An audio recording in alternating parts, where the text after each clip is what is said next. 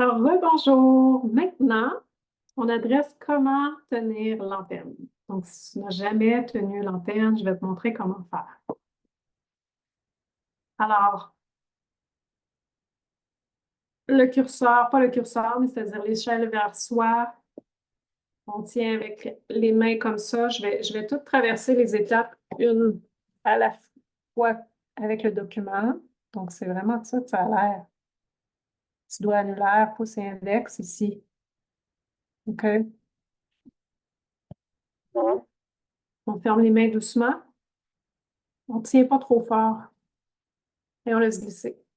Et là, l'idée, en fait, c'est qu'elle puisse se tenir à la verticale, mais qu'elle puisse glisser entre mes doigts. Donc, si tu la tiens trop fort, souvent, c'est ça le problème, c'est qu'elle ne pourra pas basculer.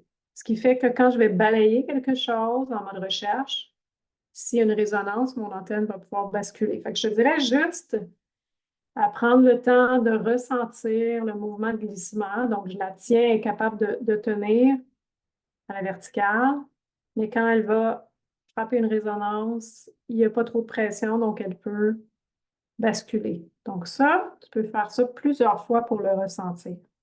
Je vais partager l'écran, on va vérifier, en fait, on va repasser les étapes ensemble. Alors, tu tiens les branches en laiton entre le petit doigt et l'annulaire et le pouce et l'index. Comme ça, comme sur la photo, en fait. Les paumes sont tournées vers l'intérieur. J'exerce une légère pression pour maintenir l'antenne à la verticale. J'utilise le pouce et l'index comme un levier pour faire pivoter l'antenne. Donc, une fois qu'elle est en bas, le pouce et l'index, si tu fais une pression entre le pouce et l'index, surtout à la jonction, tu vas être capable de la relever. Moi, j'ai tendance à faire des ronds comme ça, avec un mouvement de poignet, mais ce n'est pas nécessaire. C'est juste une habitude à prendre. Donc, au début, ça va être malaisant, puis c'est normal. On a tous passé par là, alors fais-toi-en pas. C'est comme un nouvel instrument que tu apprends à utiliser. Donc, ça va aller de mieux en mieux au fil du temps et au fil de la pratique. On la tient d'une main, tout dépendant si tu es gaucher et droitier. Moi, je la tiens de la gauche. Il y a un curseur en bas. Alors, je peux déplacer mon curseur avec mon autre main à la fréquence que je souhaite. Lors de la recherche, je balaie de droite à gauche. Donc, je mets mon curseur, je tiens mon antenne, je balaie. S'il y a résonance, avec de l'eau, par exemple, mon antenne va basculer d'elle-même. S'il n'y a pas résonance, mon antenne, ça va passer tout droit. OK? Quand je veux transmettre des taux de libération qu'on va apprendre plus tard, je fais le symbole du plus avec mon antenne. C'est pas grave, là, c'est pas obligé d'être hyper précis. Là, je le fais au ralenti. Moi, je fais ça comme ça. C'est pour activer, ça veut dire je transmets quelque chose. Si je fais juste rechercher quelque chose, aucune activation. Si je veux transmettre une information vibratoire, je fais mon plus.